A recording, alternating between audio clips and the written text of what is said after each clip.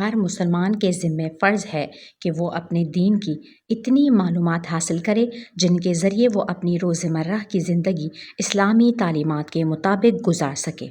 ہر شخص کے پورا باضابطہ عالم دین بننا ضروری نہیں، لیکن باقدر ضرورت دینی معلومات حاصل کرنا ہر مسلمان پر فرض عین ہے۔ مثلاً نماز، روزے اور حج، زکوٰۃ کے ضروری مسائل، جس قسم کے معاملات اس کی زندگی میں پیش آتے ہیں، ان کے بارے میں حلال و حرام اور جائز و ناجائز احکام وغیرہ۔ پھر جہاں اللہ تعالیٰ نے دین کی ضروری باتیں سیکھنے کو ضروری قرار دیا ہے، وہاں اس عمل پر بڑے اجر و ثواب کے وعدے فرمائے ہیں۔ یعنی دین سیکھنے کا ہر عمل ایک مستقل نیکی ہے، جس کی بہت فضیلتیں قرآن و حدیث میں آئی ہیں۔ حضرت ابو درداء رضی اللہ تعالیٰ عنہ روایت کرتے ہیں کہ حضرت صلی اللہ علیہ وآلہ وسلم نے ارشاد فرمایا: من سلک طریقا یبتغی فیہ علما سہل اللہ لہ طریقا الی الجنۃ وان الملائکۃ لتضع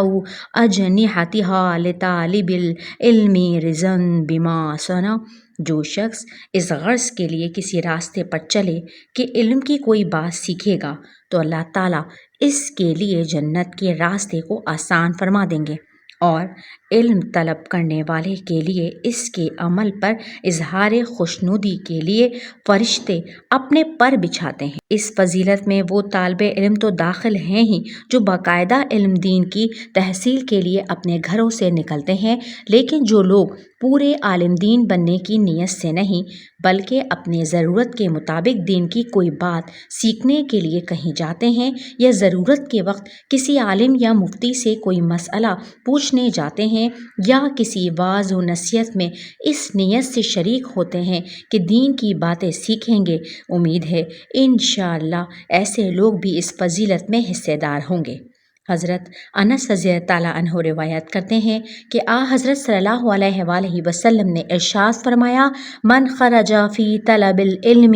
فہو فی سبیل اللہ حتی یرجع۔ جو شخص علم کی طلب میں گھر سے نکلے تو وہ اللہ کی راہ میں ہے جب تک کہ واپس نہ آ جائے۔ غرض دین کی کوئی بات سیکھنے کے لیے جو کوئی اقدام کیا جائے، انشاءاللہ اس پر طالب علم کا اجر و ثواب حاصل ہوگا۔ یہاں تک کہ اس غرض سے مستند دینی اور اصلاحی کتابوں کے مطالعے پر بھی اسی اجر و ثواب کی پوری امید ہے، بشرط یہ کہ کتابیں مستند ہوں، جس کے لیے مناسب یہ ہے کہ کسی عالم سے پوچھ کر کتابوں کا انتخاب کیا جائے۔ لہٰذا جہاں کہیں سے دین کی کوئی بات سیکھنے کا موقع ملے، اس کو غنیمت سمجھنا چاہیے۔ اس سے اپنی معلومات میں بھی اضافہ ہوتا ہے، زندگی سنوارنے میں بھی مدد ملتی ہے، اور نیکیوں میں مستقل اضافہ ہوتا چلا جاتا ہے، کیونکہ علم ایسا سمندر ہے جس کی کوئی انتہا نہیں ہے۔ انسان خواہ کتنا ہی بڑا عالم ہو جائے، لیکن مزید علم کی طلب اس کو بھی رہتی ہے اور رہنی چاہیے۔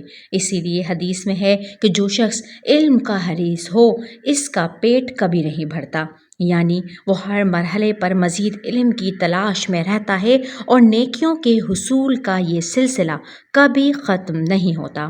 دین کی بات سکھانا، جس طرح دین کی بات سیکھنا بڑے ثواب کا کام ہے، اسی طرح کسی کو دین کی بات سکھانا اس سے بھی زیادہ فضیلت کا عمل ہے، بشرطے کہ اس کا مقصد اپنا علم جتانا اور بڑائی ظاہر کرنا نہ ہو، بلکہ دوسرے کو فائدہ پہنچانا مقصود ہو۔ حضرت ابو امامہ رضی اللہ عنہ روایت کرتے ہیں کہ حضرت صلی اللہ علیہ وآلہ وسلم نے ارشاد فرمایا: ان اللہ وملائکتہ واہل السماوات والارض حتی النملۃ فی حجرہا وحتی الحوت لیصلون علی معلم الناس الخیر۔ اللہ تعالیٰ اور اس کے فرشتے اور آسمان و زمین کی مخلوقات، یہاں تک کہ اپنے بلوں میں رہنے والی چونٹیاں، اور یہاں تک کہ مچھلیاں، ان لوگوں پر رحمت بھیجتے ہیں جو لوگوں کو بھلائی کی بات سکھاتے ہیں۔ حضرت سعد رضی اللہ عنہ روایت کرتے ہیں کہ حضرت صلی اللہ علیہ وآلہ وسلم نے حضرت علی رضی اللہ عنہ سے خطاب کرتے ہوئے ارشاد فرمایا: لَأَن يَهْدِيَ اللَّهُ بِكَ رَجُلًا وَاحِدًا خَيْرٌ مِّن حُمُرِ النِّعَمِ۔ اگر اللہ تعالیٰ تمہارے ذریعے ایک آدمی کو بھی ہدایت دے دے تو یہ تمہارے حق میں سرخ اونٹوں سے بہتر ہے۔ سرخ اونٹ عرب میں بہت بڑی دولت شمار ہوتے تھے، لہٰذا مطلب یہ ہے کہ تمہاری تعلیم و تربیت سے کسی ایک شخص کو بھی ہدایت ہو جائے تو یہ تمہارے لیے دنیا کی بڑی سے بڑی دولت سے بہتر ہے۔ لہٰذا جب کسی شخص کو دین کی کوئی بات بتانے کا موقع ہو تو اس کو غنیمت سمجھ کر یہ فضیلت حاصل کرنی چاہیے، خاص طور پر اپنے گھر والوں اور بیوی بچوں کو دین کی باتیں سکھاتے رہنا چاہیے کہ یہ انسان کے حق میں بہت بڑا صدقہ جاریہ ہے۔